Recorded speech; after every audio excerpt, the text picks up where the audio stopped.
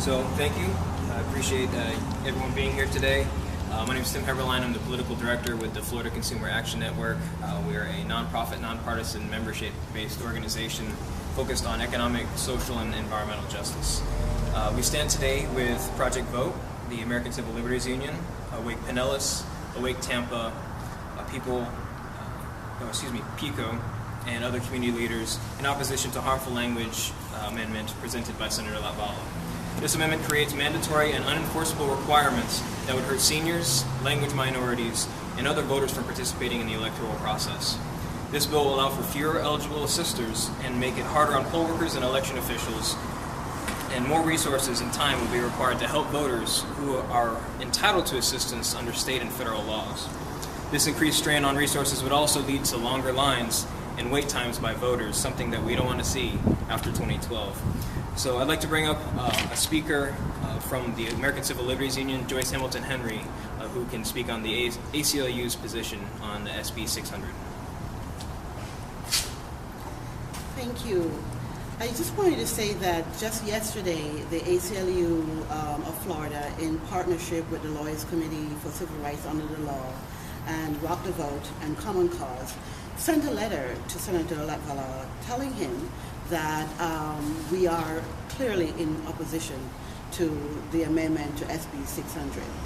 And the reason for that is that we feel that it's unnecessary barrier that's being placed that would make it harder for individuals to vote.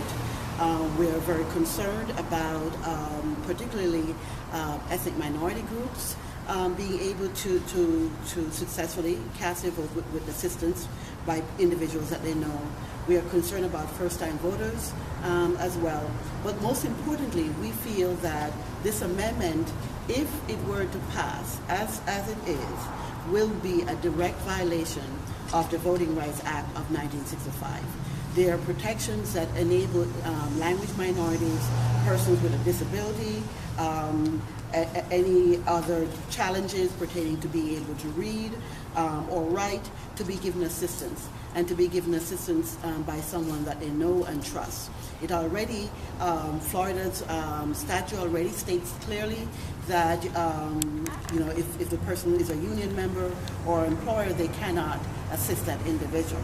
So the protections are already in place. It's not necessary for them to go further because it would just make it impede the process for individuals to be able to vote. And it would also slow down the process. One of the things that we learned last year during the election, on election day, we received many calls from individuals who had questions that poll workers couldn't answer. There are many individuals who wanted to cast a vote and they were bilingual and there were not enough persons in the polling station to assist them.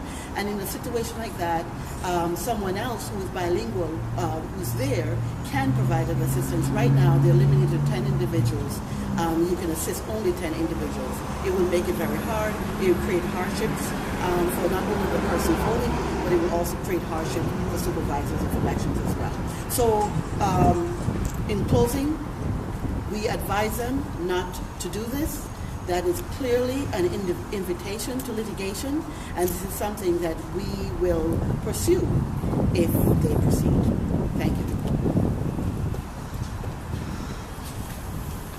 Thank you, Joyce. There are many other stories during the 2012 election who used the sisters at the polls on election day, including Ms. Dessalene Victor, the 102-year-old North Miami-Dade woman who stood in line for 3 hours to cast her vote with the assistance of a Haitian Creole assister. Without the Creole proficient assister, Ms. Victor's fundamental right to vote would essentially have been denied. The amendment's language would drastically discourage civic organizations, nursing homes, churches, and other organizations who could act as assisters to special populations.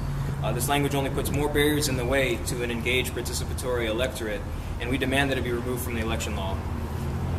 We join with our allies who stand with us today, our FCAN members across the state of Florida, as well as thousands of Floridians active within the Awake the State networks, to stand against this bill which equates to voter suppression.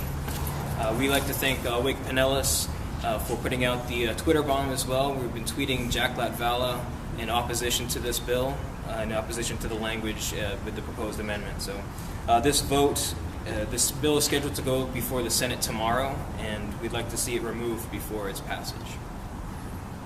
Thank you.